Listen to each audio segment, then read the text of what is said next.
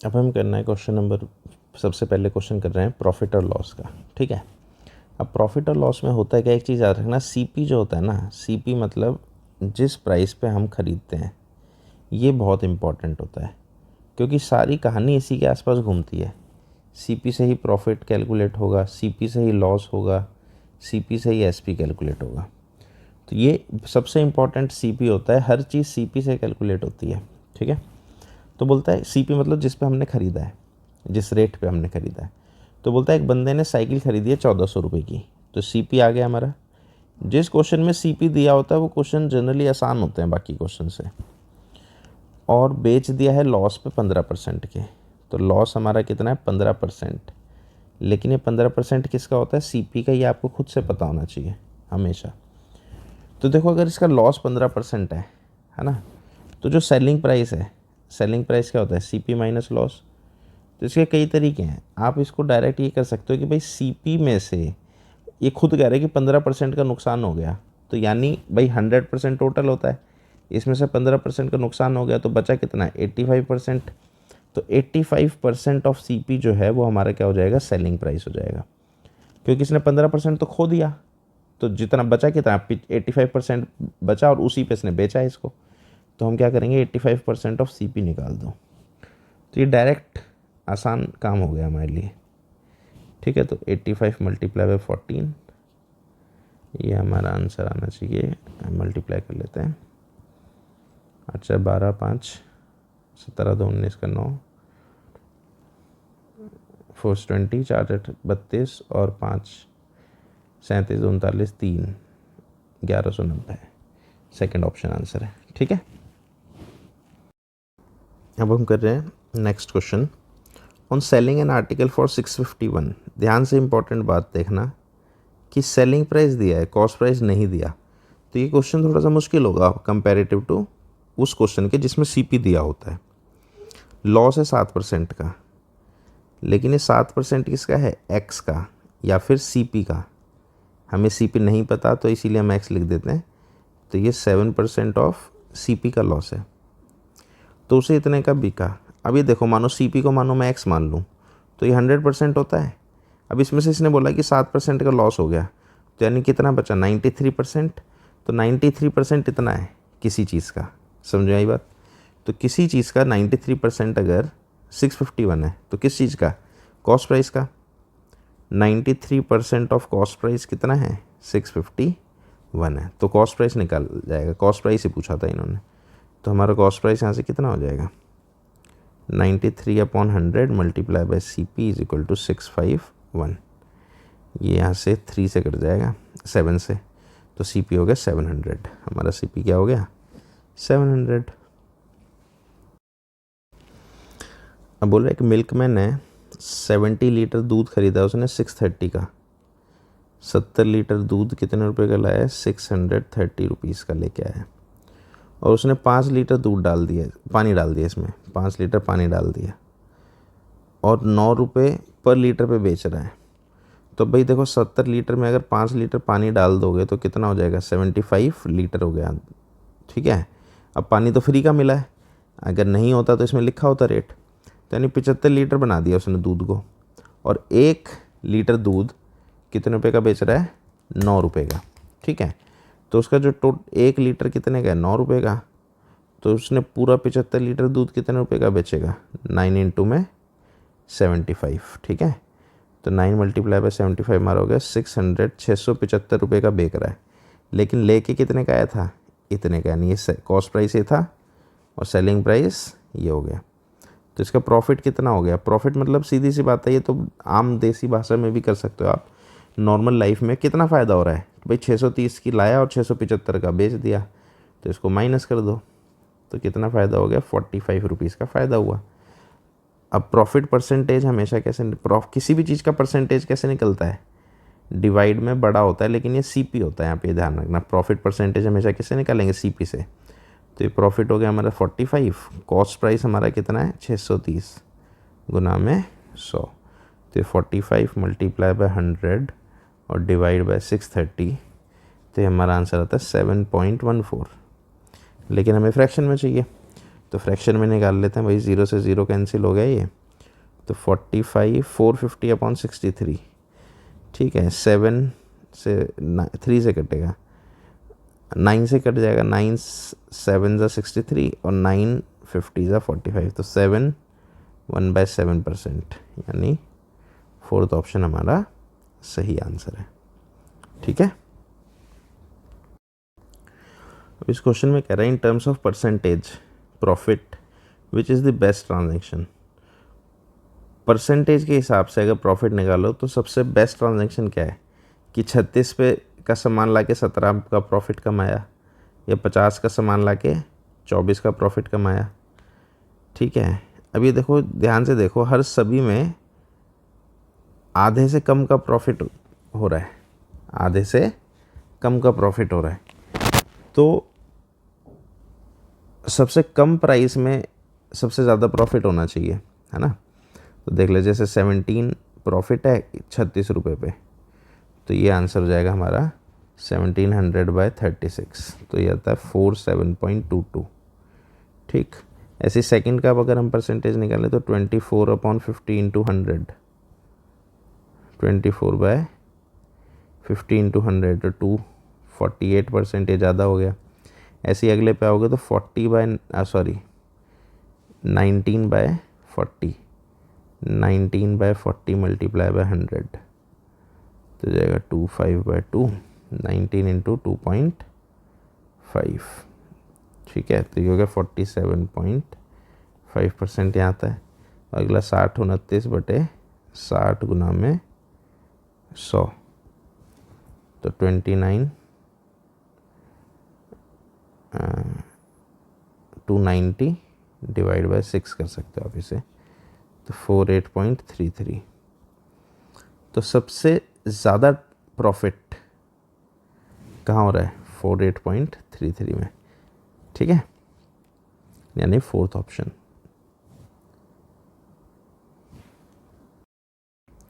अब इस क्वेश्चन में बोल रहा है एक बंदे ने ख़रीदा है टाइपराइटर 1200 रुपये का और 200 रुपये खर्च कर दिया उसे ठीक करने में। तो देखो, ख़रीदा था 1200 का, रिपेयर वगैरह सब हमारा ही खर्चा है ना, इसीलिए जो टोटल सीपी है या फिर एक्चुअल सीपी जो है वो कितना, 1200 का तो ख़रीदा, साथ में जो हमने उसे ठीक करने में ख़र्चा किया वो भी हमारे लिए तो खर्चा ही है, 1400 रुपये का हो गया नहीं हमारे लिए ये, ठीक है।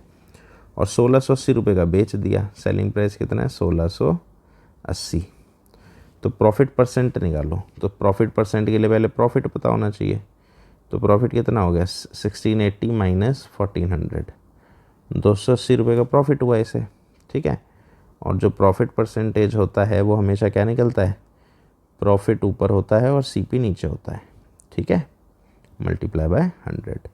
तो प्रॉफिट हमारा है 280, सीपी हमारा है 1400 मल्टीप्लाई बाय 100, 00 से 00 हो गया 1420% हमारा आंसर, यानी फर्स्ट ऑप्शन। अब इस क्वेश्चन में बोल रहा है कि कॉस्ट प्राइस 95% है किसका, सेलिंग प्राइस का। Cost price 95% of selling price है, ठीक है। तो अगर मानो मैं सेलिंग प्राइस को 100 मान लूँ, यही मतलब हुआ, ठीक है। तो कॉस्ट प्राइस का 95% है, यानी कॉस्ट प्राइस हो गया 90 रुपये, सेलिंग प्राइस क्या हो गया 100, क्योंकि इसका 95% ही हुआ ना। तो इस केस में अब बताओ प्रॉफिट परसेंटेज बताओ, तो प्रॉफिट कितना हो रहा है हमारा, प्रॉफिट क्या होता है एसपी माइनस सीपी, तो 100 माइनस 95, यानी कि 5 रुपये का प्रॉफिट हो रहा है। लेकिन जो प्रॉफिट परसेंटेज है, प्रॉफिट परसेंटेज के लिए क्या करना होगा हमें, प्रॉफिट को डिवाइड बाय किससे करेंगे, सीपी से, मल्टीप्लाई 100। प्रॉफिट 5 का, सीपी हमारा कितना है 95 मल्टीप्लाई बाय 100, ठीक है। तो ये आ जाएगा 500 डिवाइड बाय 95, आंसर था 5.26%, यानी फोर्थ ऑप्शन। देखो एक चीज़ देखना, जब कभी नंबर ना दिया हो ना, जैसे इसमें देखो नंबर नहीं दिया, सिर्फ 95% लिखा है, कोई भी नंबर नहीं है, ये आप ऐसे बोलोगे नंबर, तो ये नंबर नहीं है, परसेंट है। तो इस तरह का क्वेश्चन ना आप हमेशा लेट 100 करके सॉल्व हो जाता है, ठीक है। जैसे हमने यहाँ पे सेलिंग प्राइस को 100 लेट कर लिया था, ठीक।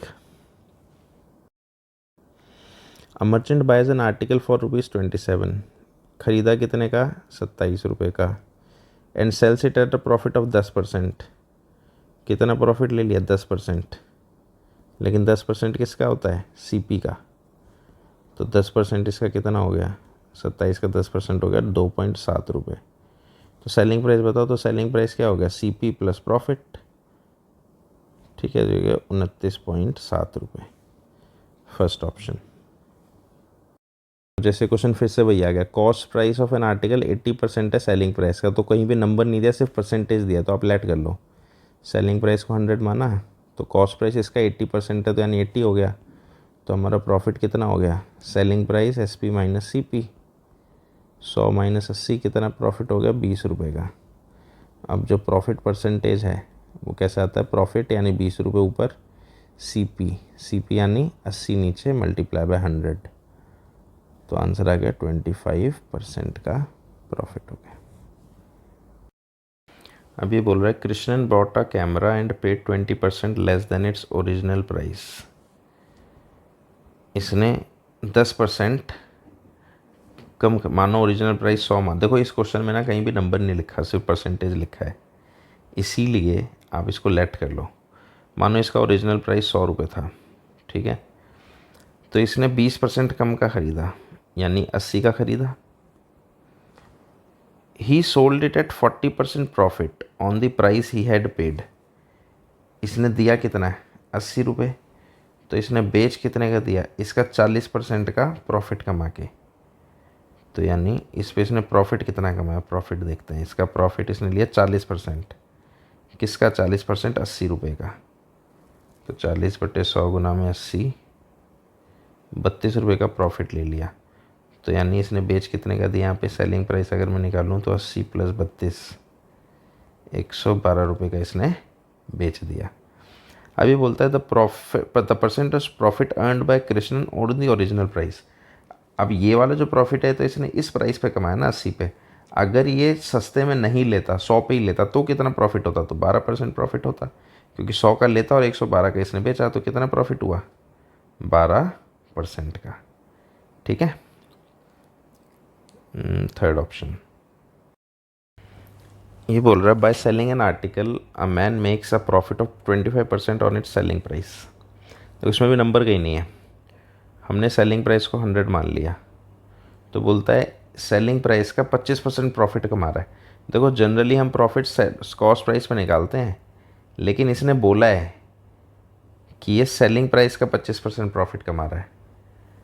ठीक है, तो प्रॉफिट कितना हो रहा है इसे? 25 रुपये। सेलिंग प्राइस इतना है, तो कॉस्ट प्राइस निकाल लो इसका। कॉस्ट प्राइस का फॉर्मूला क्या होता है, या सेलिंग प्राइस का फॉर्मूला क्या होता है? Profit plus cost price. तो क्या 100 = 25 प्लस कॉस्ट प्राइस। तो कॉस्ट प्राइस हमारा क्या हो गया? 75 रुपीज़।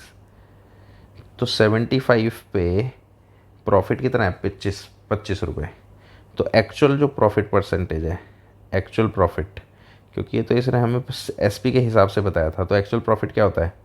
प्रॉफिट 25 रुपये divide by CP multiply by 100। तो 100/3 यानी 33/100/3 क्या होता है? 33 1/3%। अब इस क्वेश्चन में बोल रहा है if there is a profit of 20% on the cost price of an article. Cost price पे 20% का प्रॉफिट है, यानी CP को 100 मान लो। तो इस पर प्रॉफिट कितना ले रहा है ये? 20% यानी 20 रुपये। तो हमारा सेलिंग प्राइस क्या हो गया? 100 + 20 यानी 120 रुपये। तो प्रॉफिट कैलकुलेट, सेलिंग प्राइस पे अगर मैं प्रॉफिट परसेंटेज निकालूँ तो profit divide by selling price into 100। ठीक है, क्योंकि हम नॉर्मली CP पे निकालते हैं तो CP नीचे रहता है, लेकिन हम क्या निकाल रहे हैं? सेलिंग प्राइस पे। तो प्रॉफिट हमारा है 20, सेलिंग प्राइस है 120 मल्टीप्लाई बाय 100। 0 से 0 कैंसिल, 200/12, दिस इज़ 100/6, 50/3। तो 16 2/3, क्योंकि ये 50/3 होता है, आंसर है। ठीक है, a man purchase the bed sheet for 450। कितने की खरीद ली भाई? 450 रुपये की खरीद ली। Sold it at a gain of 10%। Calculated on the selling price. ध्यान से देखो, प्रॉफिट किस पे गेन हो रहा है? सेलिंग प्राइस पे। लेकिन सेलिंग प्राइस हमें पता ही नहीं है, तो सेलिंग प्राइस हमें क्या मानना पड़ेगा? X।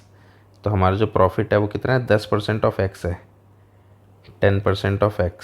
ठीक है, तो दिस इज़ 0.1x। ठीक है, अब क्या, आप फॉर्मूला सेलिंग प्राइस बताओ, तो सी पी क्या होता है, C P is S P plus, sorry S P क्या होता है, S P is C P plus profit होता है। तो एस पी हमें नहीं पता एक्स, सी पी हमारा 450, प्रॉफिट हमारा 0.1x, इधर आएगा 1x minus 0.1x 450, this is 0.9x is 450, point हट के नीचे 10 गया, 0 वहाँ चला जाएगा, एक्स हो जाएगा 4500 डिवाइड बाय 9, 500। तो हमारा एक्स हमने क्या माना था, सेलिंग प्राइस, तो सेलिंग प्राइस हमारा क्या आ गया 500। ठीक है, अभी बोले by selling N article for 960, selling price कितना है 960, एक बंदे को लॉस हो गया 4% का, लॉस कितना है 4%, लेकिन लॉस हमेशा किसका होता है, सीपी का, सीपी हमें नहीं पता इसलिए हमने क्या मान लिया, एक्स मान लिया, यहाँ पे सीपी को एक्स लिख लो। तो बोल रहा है कि को सी पी बताओ, तो सी लॉस सी पी का फॉर्मूला क्या होता है हमारा, तो 4% ऑफ एक्स को 0.04x भी लिख सकते हैं। तो S P is equal to C P minus loss होता है जब लॉस वाला फॉर्मूला होता है ना, क्योंकि सी पी से भी कम में बेच दिया मैंने।